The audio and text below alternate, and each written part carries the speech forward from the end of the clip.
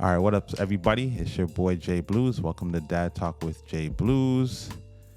And today is our first interview. We got our first guest. Thank y'all for rocking with me. I told y'all we're going to be doing interviews.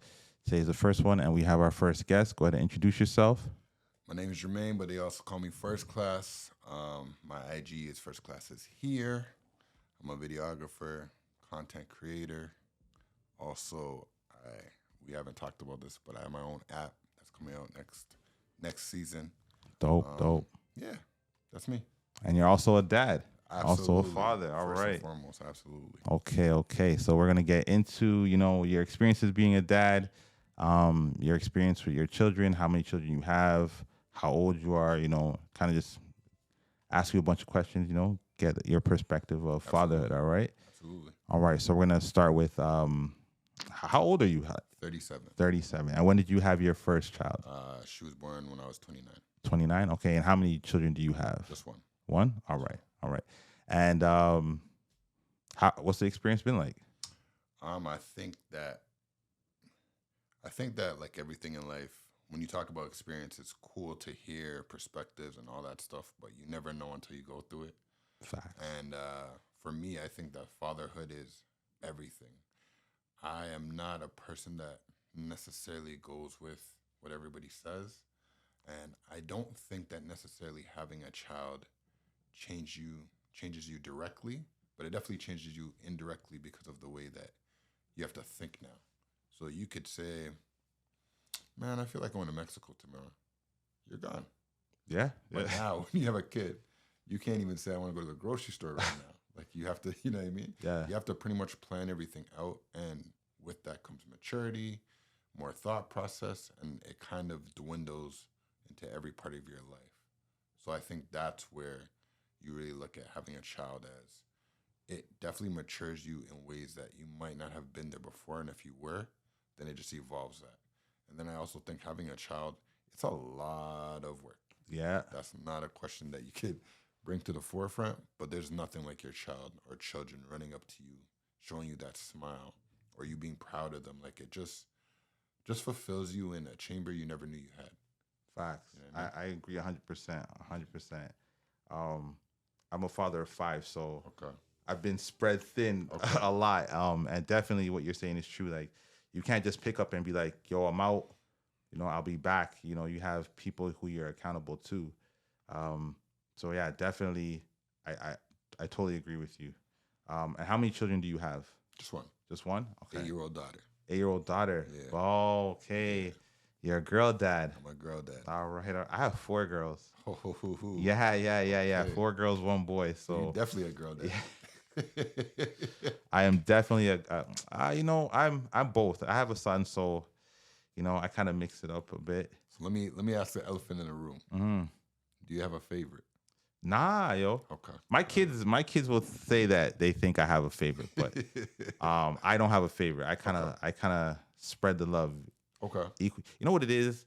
They're all different, Mm-hmm. right? So you love different things about each of them. For sure. So it's not even like I could have a favorite because let's say one is more responsible, but one's more like funnier. Yeah. Right. So it's like I love the responsible one, but I love the funny one. Yeah. Right. Got you. So it's just I can't love one more than the other. I just love different things about each of them. I like that.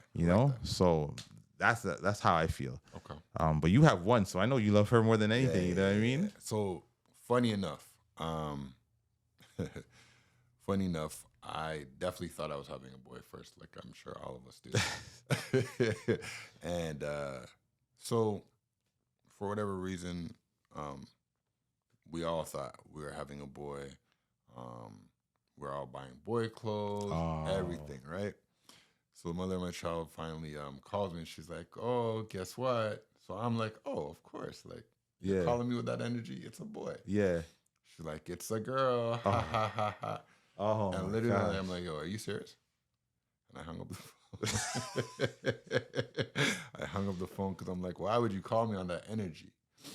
But obviously, you change your mindset as you're getting there because that's just what it is. And more looking at it, God doesn't make mistakes. I needed a girl. Facts. You know what I mean? Facts. I needed a girl not only to like mature in certain ways, but also I think to understand more perspectives of women.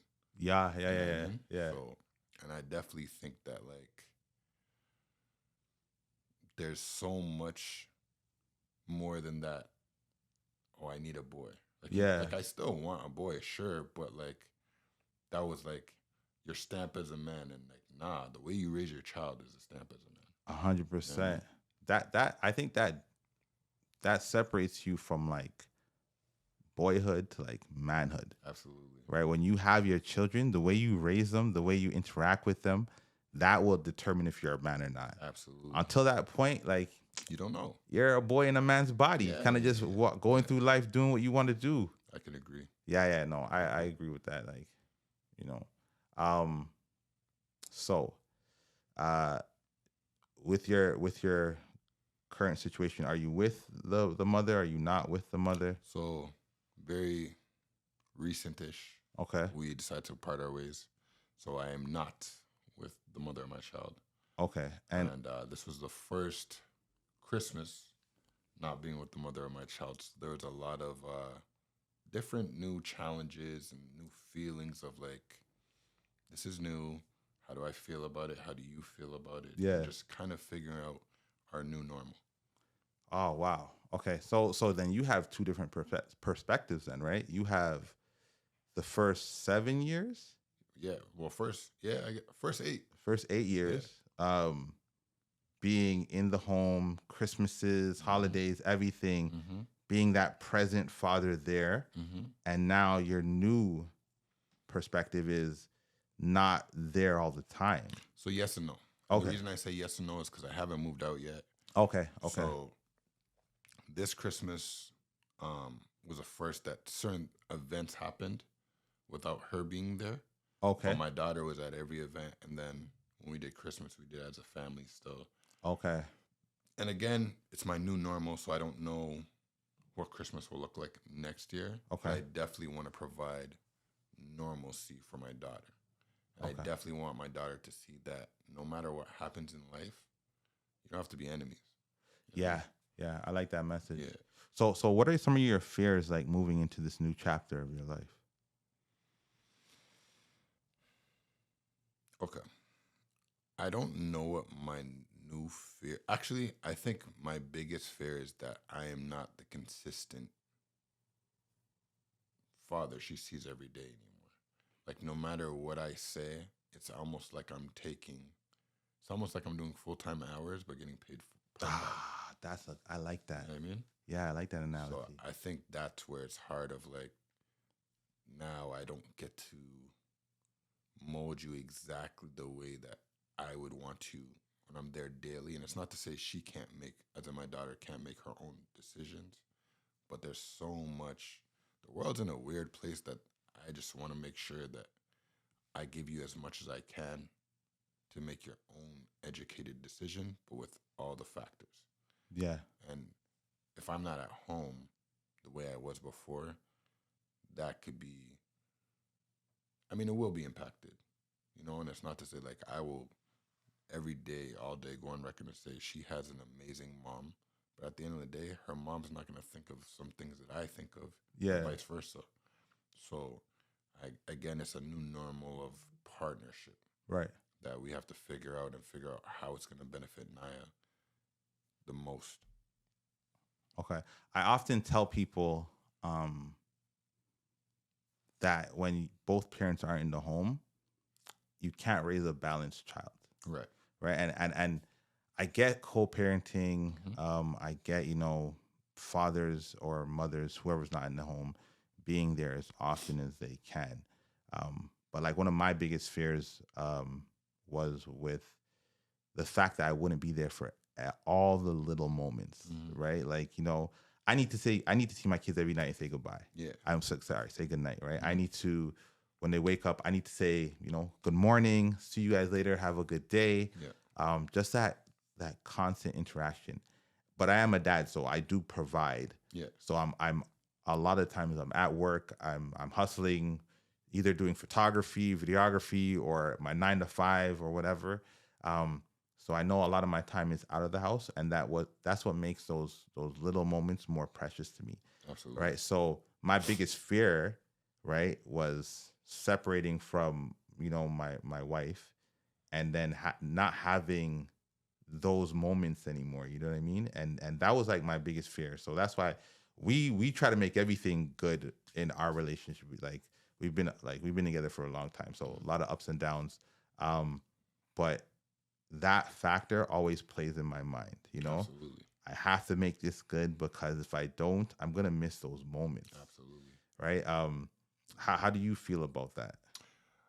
I think everything you're saying is obviously as simple as putting it as like, yeah, for sure. I think as a man, I feel like I failed as a dad because I'm providing what I've been providing will not be provided anymore.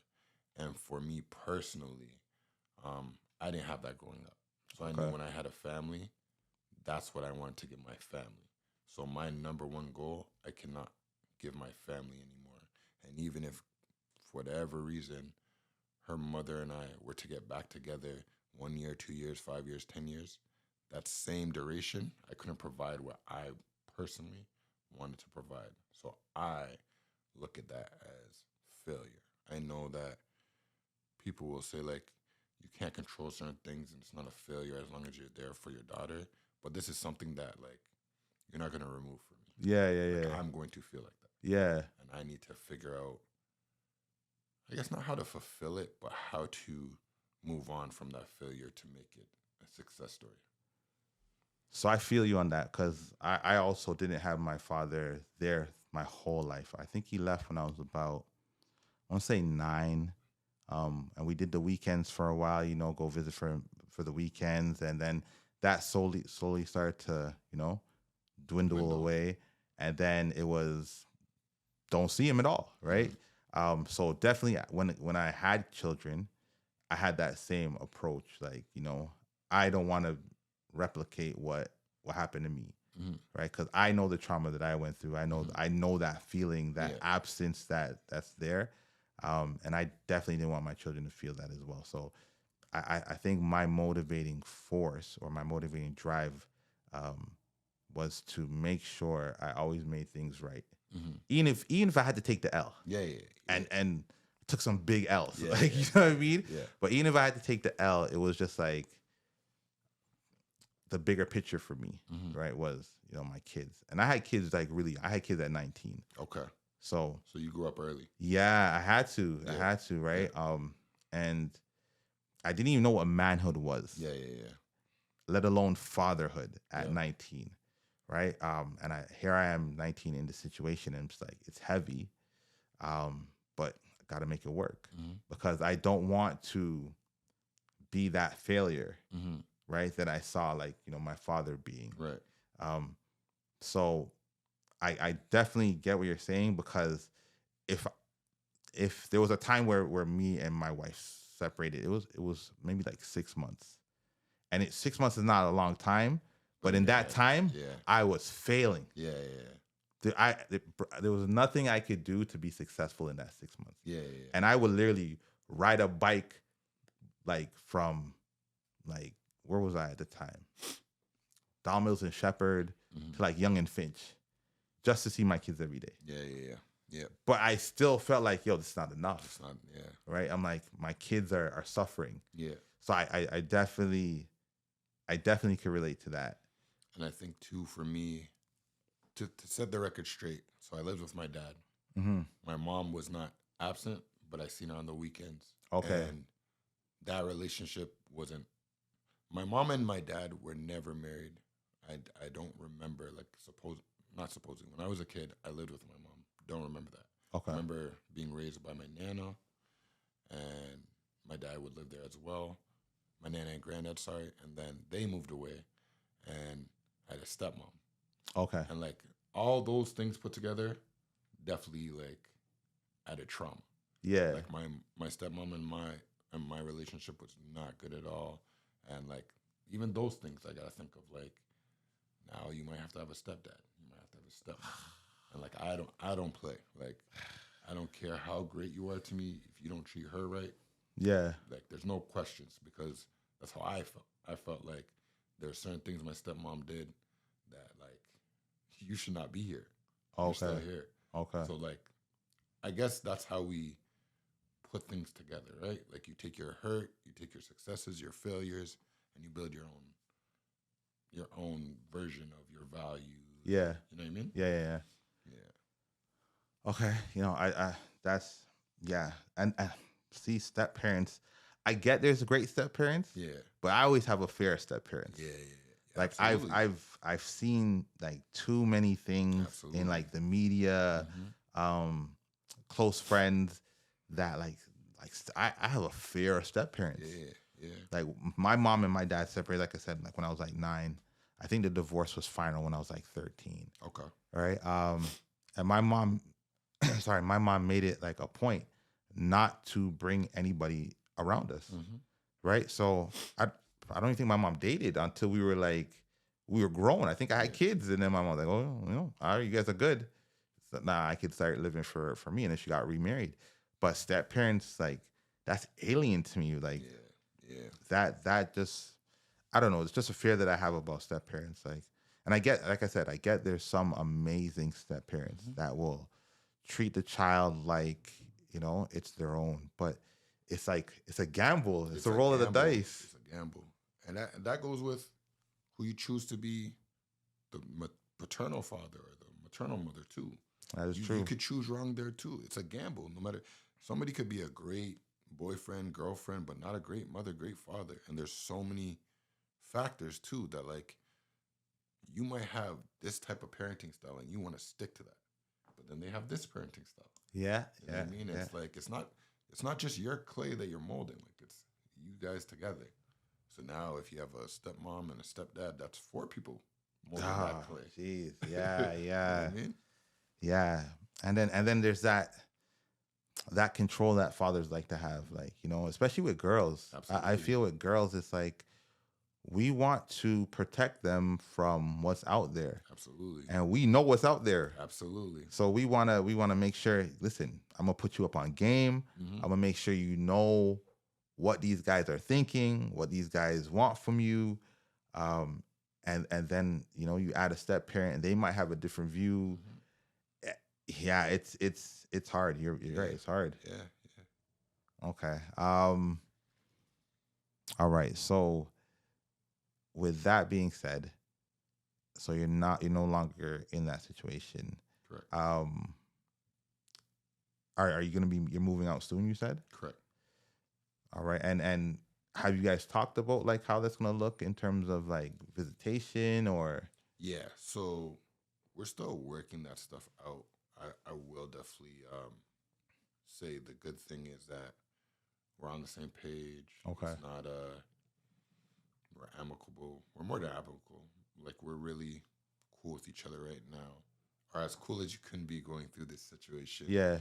But I think both of us understand what the near future will look like, and we'll revisit it once we get back to our new normals of, how much this is going to cost, how much that's going to cost, how much visiting.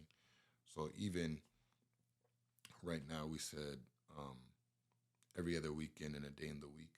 Okay. But for me, it's like, that's cool. I like that. But I'm probably going to see her more than that. Yeah. You know what I mean? To go from 7 days to 3 days, it's crazy. But then, to be fair, I also got to figure out my new normal. Yeah. Right? Yeah. So, and that's not even like dating or anything like that. It's just implementing whatever I have to implement to make myself whole while going through all of this. So, it's a lot. I definitely want to see my daughter more and definitely will see my daughter more, but it's about getting a schedule and figuring that out and, again, making her not feel like, okay, well, I get to see daddy on my weekends, but then now I'm 13 and I want to go here. I want to go there on the weekends. Yeah, right? yeah. So I think that's important. And I think for me, again, being at she plays soccer. She's really good. Being at her sports, no matter what, seeing that, like, who cares what's happening at home? Yeah. We're here for you. I think that is essential. Like a child needs to feel like they're a child. Yeah, You know yeah, what I mean? yeah. And have you guys told her? Yeah. So we both have told her. I will admit there's been a couple times where I've told her a little bit more. And by a little bit more, I'm not saying like I'm exposing it or anything, Yeah. but getting her ready for the blow.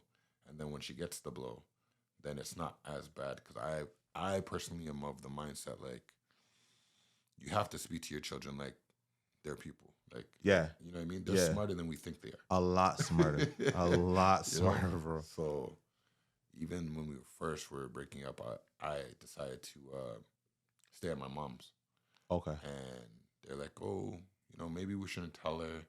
Maybe we should just say like they're just gone for a little bit. I'm like, no, she's smart. Like she's gonna figure it out, and I don't want you to feel betrayed because we didn't tell you. Yeah. You know? And there's also that like pulling the rug out from somebody. Yeah, for sure. So like you think everything is good, and then one day, whoop, your reality is changed. Exactly. Right, and that could be devastating to a kid. Right, because I think kids are so innocent and pure. Right, and once you snatch that from them, it's like they lose a piece of themselves. Yeah. Right. So I'm actually happy you did it that way, because once you snatch that, it's like, yeah, there's no turning back. Yeah, because I remember when like my mom and my dad split, that was like the rug. I was like, yo, this sucks. Yeah. Like I remember, like if you can ask my mom right now, she'd be like, there was a time where I was just walking around and be like, yo, this sucks. Yeah. This sucks, because I wasn't expecting it. I didn't see any signs. I was just a kid playing with my toys, living life good, you know what I mean? And then boom, yeah, your dad's no longer with us. We're moving. We moved from like Toronto to like Malton. I'm just like, bro, like I'm losing friends. I'm losing my dad. I'm whole new norm, a whole new reality, right? And it was devastating at the time. Yeah, it was crazy, right? So, but you like you said, you pack your traumas, you kind of deal with them. And they kind of shape you and mold you into who you become. Absolutely. Right. So I think it made me a better father, to be honest with you. Right. I can't see myself like, having a dad and then raising.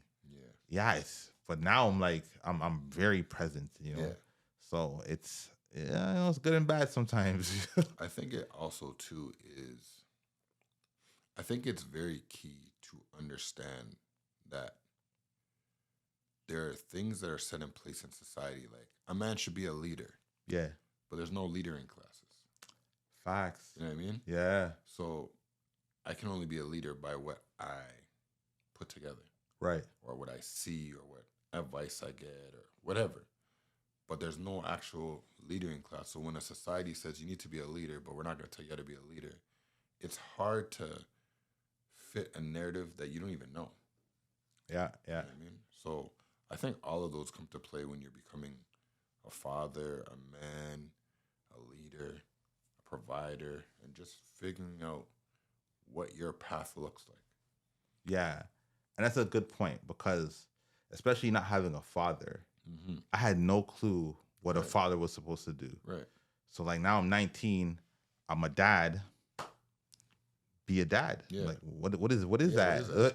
What is that? I said on my last episode that I didn't even know how to tie a tie until I was like 25. I still don't know how to tie. That's probably why I'm a girl dad. You know what I'm saying? Like one of my brethren had to show me how to tie a tie. Yeah. Right. But now, like my son learned how to tie a tie when he was like 9. Okay. Right. So again, I'm training him to be a leader. But I'm grabbing. Yeah. I'm just trying to grab at things and put it together to be like, okay, here's some life lessons for you, right? A lot of my male role models came from TV shows, like Bill Cosby, Uncle Phil. Bro, I literally take pieces of what I've seen growing up as, these were my fathers growing up, okay? I know Bill Cosby's going to have a message for his kids. Sit down, Theo, let's have a talk. And I see myself doing a lot of those things right now because, again, there is no leadership class. There is no, fatherhood class. And guys, we're going to show you guys how to be a dad, especially the kids who grew up without a dad. Yeah, for sure. So and you see it in society, like the way these kids are growing up, right? They're a lot of them are lost because they don't have that male role model or that father figure to guide them in the right direction at all. Yeah, and that's why platforms like this is so important. You know what I mean? I think that our generation is that forefront. So maybe we don't see the fruition of it, but we're implementing that stage. Yeah. You know what I mean? And I think that's where, at least for me, the older generation was like, sit there, don't ask questions. Yeah. Just follow my lead. Bruh. Now we're like, but we never wanted to follow your lead without knowing how to follow your lead. Because now I'm lost. My dad would tell me, you need to buy a house. You need to buy a house. How do I buy a house? I never saw a bill. Like, Yeah.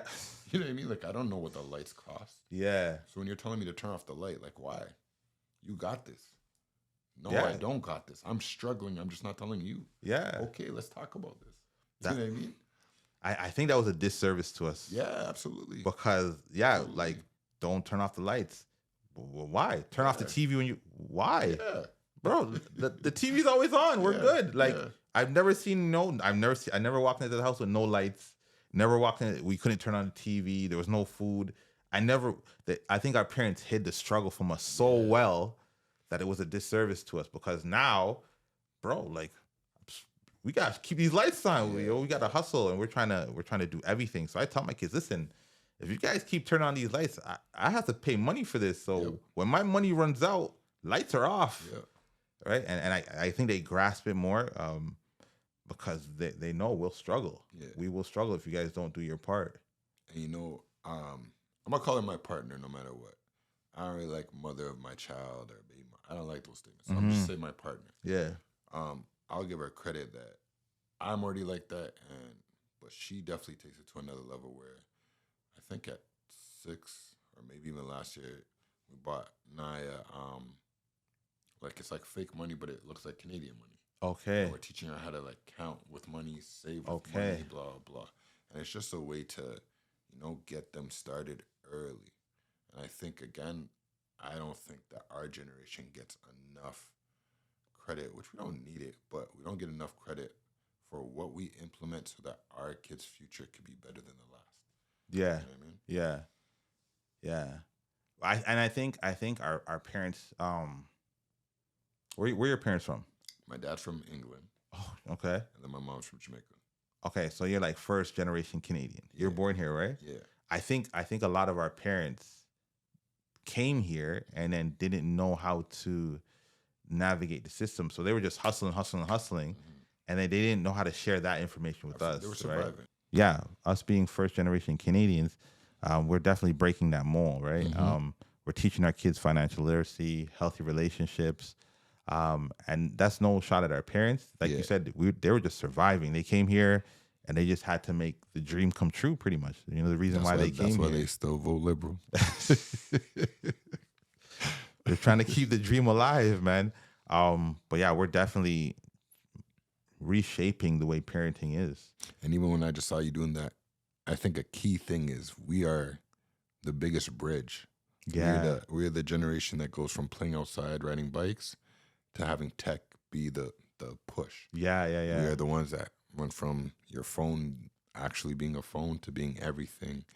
And even when you take it back to like just life, like we're the generation that goes from, having to say, hey, Mr. whoever, Miss whatever, can I speak to your daughter? Can I speak to your son? To, hey, this is a DM. Like, you know what I mean? Like, we shot our shot in person. Yeah, you have to. So you see that girl at the mall, you're going up to her with some type of game. Build up the courage, boy. Yeah, for sure, right? Now it's just like, you could send the same message, same verbiage to 100 girls and see who answers. Yeah. You know what I mean? Versus like, oh, I see that girl. Okay. Like, there's not a love at first sight anymore. It's love at first type. Like, you know what I mean?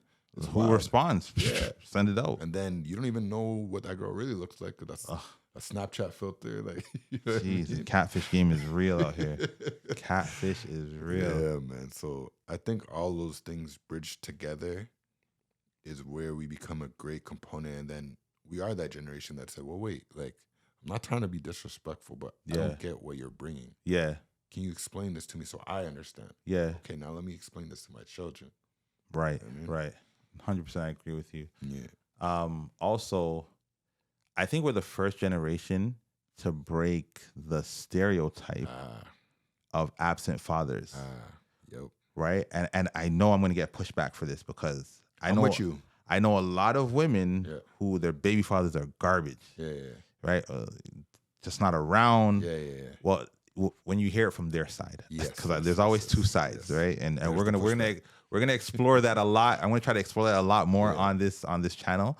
But I think our generation, like my immediate circle of men, all of them take care of their kids. Absolutely. Right? They're all there.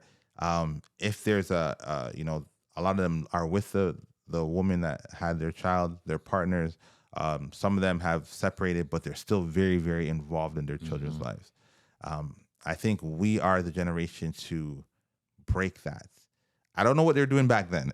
The old generation, I don't even know where the stereotype came from, especially with black men. Yeah. Right? But I do believe that this generation is going to shift that if everybody is willing to accept that.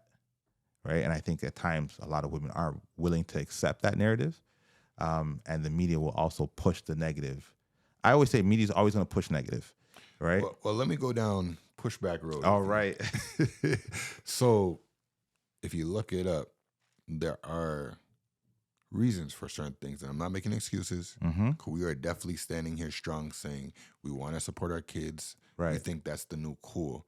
But it's actually the FBI or the CIA that took the black man out of the house. That is facts. So these are not excuses, but you got to look at what happened to have the circumstances pan out the way that they did. Should men, whether black, white, Puerto Rican, or Asian, step up? Yeah. Absolutely. We're not going to argue that, but we have to look at what has happened in order to fix it. Yeah. And I will definitely go on record and say with you that, yeah, more than just my immediate circle, my intermediate circle. Yeah. We some great fathers, man. I agree. You know what I mean? And like you do get those guys that, you look at and you're like, man, like take care of your seed, like, But I also want to say that we don't have to accept it or respect it, but we do have to create a safe space for those guys too, to be like, listen, you messed up 10 years. Let's not mess up the next 10. Yeah. Yeah, I agree. Redemption. Yeah. I think you can be redeemed. Like Yeah. if you know what, me and the girl weren't getting along. My pride wouldn't allow me to take care of my seed. 10 years have gone by. You know what? I'm ready. Yeah. I'm ready. And I think women should always leave that space. Yeah. Regardless of how the relationship ended, regardless of how he didn't participate in the first 10 years or however long. Yeah. I think women should always leave that space for redemption, for the man to come back. As long as he's not doing anything negative to impact the child, that space should be there. And a woman should also, and we're not saying every woman, we're not even saying most. I told you I ain't coming on here to be politically correct. You gotta let that go, man. If at the end of the day you and that person didn't work, that child is not a reason to treat that father anyway. Fact. You know what I mean? Like at the end of the day, the most important thing, whether you're together or not, should be that child. And truthfully, it's selfish.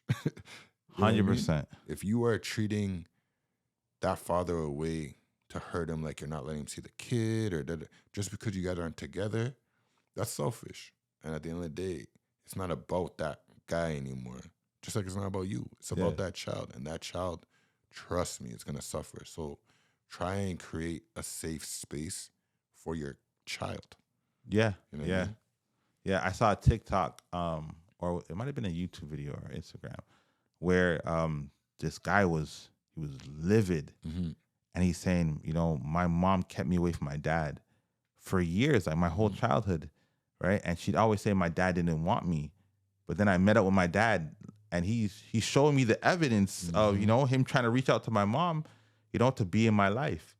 And this guy's like, yeah, I don't talk to my mom right now, right? And I think it's such a disservice to, for whatever reason, feel that you can X a parent out of their child's life, right? If they were good enough for you to lay down and make that child with, Yeah. they should be good enough for you to raise that child with, Yeah. right? And have an active part in that child's life. I All think right, we did so a lot of things. I'll ask you this then. What advice would you have, or what advice do you have for? Am I giving advice to a father? Period. New father. What we doing? Let's do new fathers. Okay, new father. I'll definitely say this. You don't know who you are until you become that father. Just like you don't know how to do a job until you get hired for that job and you get your training. So be fair to yourself. Don't put too much pressure on yourself, but be intentional. And I'll definitely say this for the women. Um, they know what they're doing because it's instilled with them. We need to, as men, we need to help them more. There's a lot of times that we watch what they're doing and we had a hard day, so we came home and we're like, yo, I need a break, but they don't get that break. So we gotta implement some ways of helping them to kind of ease their load and understand that, like, while we can sit there and wash the dishes and help them and then say, okay, we're good, their brain's still going like, what am I doing Thursday, Friday, Saturday, Sunday, Monday? Yeah. So we gotta help that proactively as much as reactively. But yeah, don't put too much pressure on yourself as far as like, oh man, am I living up to this, or man, am I living up to that? Kind of go through everything intentionally. And the last thing I want to say for sure is, yo, take everybody's advice, but listen to yourself. Facts. Because nobody's raising your child but you. Yeah. So, you and your partner. Like, everybody has something to say, but it's what you do with your child. Yeah. I like that because definitely every child is different. Yeah. Every situation is different. Mm-hmm. Every parent is different, right? So advice is good, but, it might not fit with you. Yeah, for sure. And your style or your child or your family, right? So I agree. Definitely take advice with a grain of salt. Yeah. Because it might not be the right fit. Mm-hmm. I want to thank you for coming. Thank you. Thank you for being the first guest. Yes, sir. We did. It was a great conversation, man. Absolutely. It was an amazing conversation. Thank you all for coming out. Like, subscribe if you're not. Follow the Instagram page. It'll pop up somewhere. And thank you all. Peace.